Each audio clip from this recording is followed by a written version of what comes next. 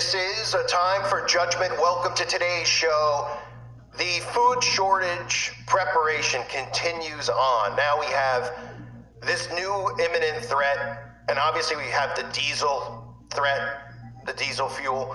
Now we have this new imminent threat again of the railroad being shut down. And this is going to have huge effects. It's going to be two shots in one here. They're going to take care of the economy.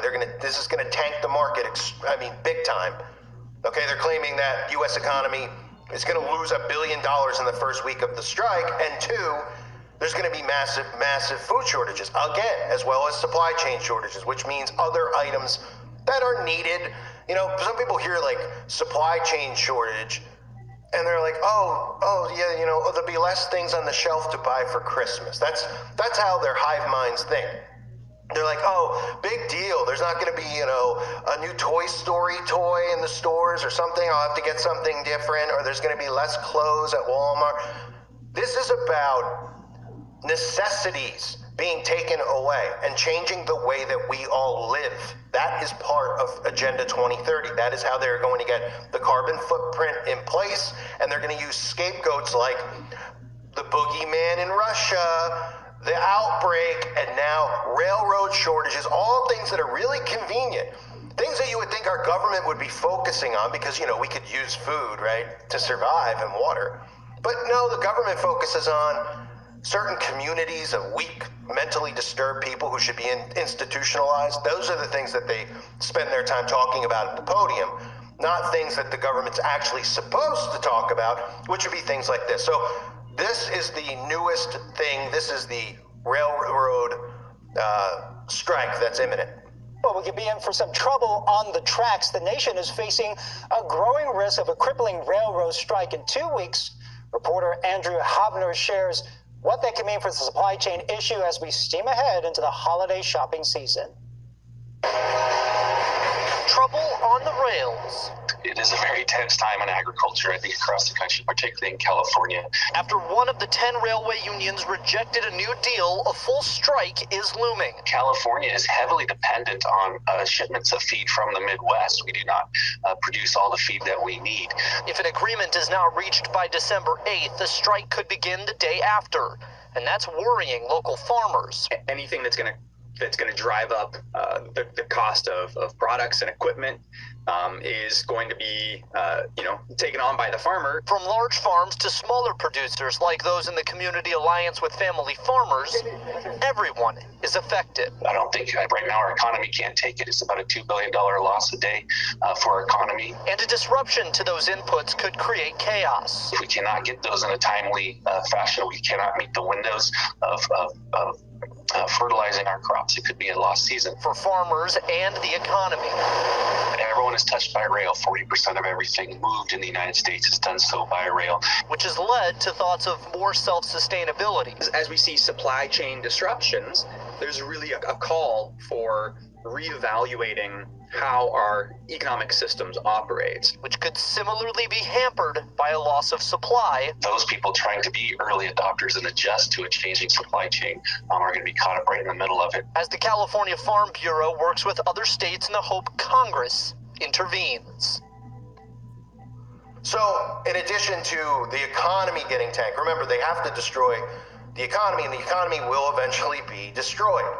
They've got enough people invested in the economy, and one human trait, if you look at human behavior, you talk to people who invest in stocks, and I know many people who do, and I do not, they will not sell if they lose any money. They're like, oh, it'll go back up, and they've gotten people used to that over the years. With the 2007 or 8, that huge crash that they had, they've tested it out, and they've watched and studied the data to see how many people sold and how many people stayed in. And then the people who stayed in, they're like, oh, thank goodness I stayed in. I ended up making a boatload. Well, eventually it's going to crash and it's not going to come back. And if there was ever a government in place that would make people believe that the actual economy crash was based off of stupidity and not being done deliberately, it would be this one. That narrative would not work with Trump. Unless we went to World War III or something, maybe they could twist it that way. But it works perfectly with these buffoons that are in power. And again, this is part of the show. These people are all playing their roles. And then, of course, on top of that, as you heard, now places like California, Wyoming, they're talking about massive food shortages with this railroad strike. So they say in the first 3 days alone, U.S. workers and consumers could see potential losses of $250 million as a transit strike involving rail is one of the most expensive and disruptive events that can happen to the economy. People don't realize that. So they have this other boogeyman in place, which is this union that's, apparently the union was offered like 50% raises, and they still turned it down. So that just tells you that the people who are the heads of these unions are obviously compromised. Because I'm sure there's a lot of people who are like, why would we turn down a 50% raise? Especially at a time like this. Why would we turn, let me get the exact numbers here. And again, this tells you how bogus this is as far as the unions and the union representatives. I've talked about how they've infiltrated, they haven't just infiltrated Congress, they haven't just infiltrated Hollywood. I mean, they've always been in Hollywood controlling that. So they can, the CIA's always been there. But they've infiltrated unions, they've infiltrated all things that are necessary for them to get where they want to get, which is, again, to change our way of life, to bankrupt everyone, to have one class of people, and these other people who will rule over us, who will be all these celebrities and all these politicians, and everybody will just grovel at their feet. But this is what they rejected. They rejected contracts that would have granted the workers their biggest wage increase in 50 years, immediate 14% raises with back pay, and 24% raises over the course of 5 years, plus $1,000 cash bonuses every year. So it sounds like a pretty good deal, right? And they're saying, well, the government might have to step in, and maybe the government will tell us that they step in. Okay, maybe there's a chance that they do because they want to give the illusion that this government's actually functioning, and then they'll just do some shortage from a different angle. But the fact of the matter is that we shouldn't even be having these conversations about shortages. We shouldn't. And they just continue to just tell everybody that all these things are, it's Putin, it's the Democrats, it's Ukraine doesn't have wheat, it's the outbreak, set the world back, it's the railroad. Next thing you know, there's nothing. And you look around, you go, well, why were farmers not farming? We were told, the farmers were told to burn their crops. Okay. Which they were. So they say economic impacts caused by a national railroad strike include lost wages for the industry's workers and production slowdowns due to non-delivery of critical components in some valuable industries. Those industries could include ethanol, retail, and agriculture, of course. The Retail Industry Leaders Association is calling on policymakers to intervene. Calculations show a first-day impact of approximately $60 million, including, and look, they might let the strike go for a few days, and then, Biden came in and saved it, and just give the economy another tank down, another level. Because some people think like they're going to wake up and the stock market's going to be at zero. But things are just going to keep happening to beat the crap out of it into the ground. It's going to be one thing after the other. Do people not see what's happening right now? Is it not one thing after the other? Everybody feels it.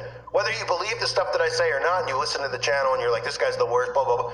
Okay, do you not feel the stuff going on in the world? Who's doing it? The media, these people, they're constantly just beating us down, and they're going to beat the economy down. They're going to beat it all down. The housing industry, all of it.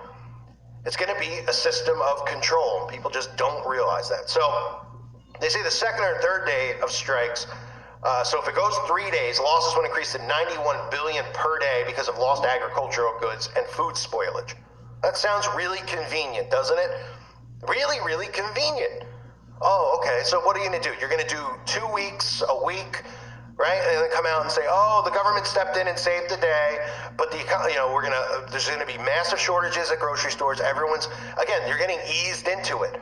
I said this before, with the food shortages, the toilet paper shortages, it's just an ease. Everything is an ease. They desensitize you and they ease you in. If you went to the grocery store before the 1-9er happened and there was nothing in the store, everybody would have been suspicious. Everybody would have been like panicking. But because they're easing everyone into it, they're getting people used to a new way of life. They're getting people used to not being able to have stuff. And eventually you're going to get used to rationing and lining up to get a loaf of bread. That's how they want everyone to live. And that's what their plan is. So when they do stuff like this, they could go a week. They could say the economy lost, $200 billion. So you'll see the stock market crash. Then you'll see convenient food shortages at grocery stores. This time, there'll be shortage probably of crops. There'll be, whatever they decide to do. I'm sure baby formula will be mixed in too. So they say the 4 rail unions who voted down the tentative agreement with U.S. freight railroads have set a joint strike date of December 9th. So that's when we'll see what they decide to do. And again, sometimes they do this stuff and they will decide, okay, we're not going to go this route because too many people get on them. But this story, not a lot of people are discussing, right? I mean, you hear the mainstream media like blowing up about this, that the economy could crash $91 billion a day. Do you know what that would do to people who have money in the stock market? It could bankrupt them. Do you know what it would do, to like the grocery store? I mean, it would be shortages like we haven't seen yet. Right? So it should be the main topic and the main thing of concern, but it's not. Again, the main things of concern are who can go to the bathroom and which bathroom. It's complete insanity. That's how they're getting away with this stuff, because people are distracted and fighting over literally insanity. They're coming up with the most insane crap that they can think of, and they're like, can you believe that they're actually arguing over this? You believe that people are actually defending putting freak shows in the libraries, going after kids? I mean, it's literal insanity. While our economy, while our supply chain, all of it gets nailed. And nobody notices because it's not all done at a level where, oh, McDonald's is now closed or this is now closed, and people start getting, whoa, wait a minute, what? It's just little by little, it's gone, and then they come in and they go, it's rationing time. I mean, they've done it before with gas in the 70s.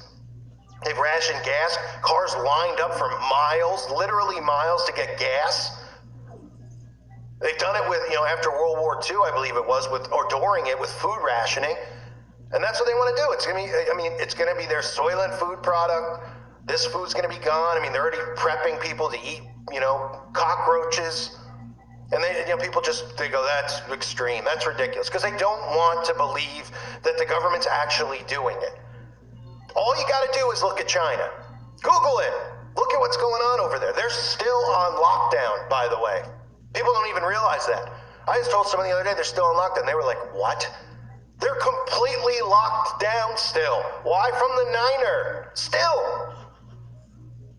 You know how insane that is?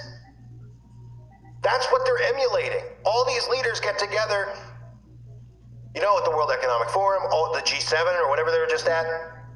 And they're like, man, China's doing it right. China did it right. We got to follow what they're doing. They're talking about everything China's doing. They're talking about communism. And there's actually complete mind-controlled fools in this country that think we would be better off in a communist country. It's freaking nuts.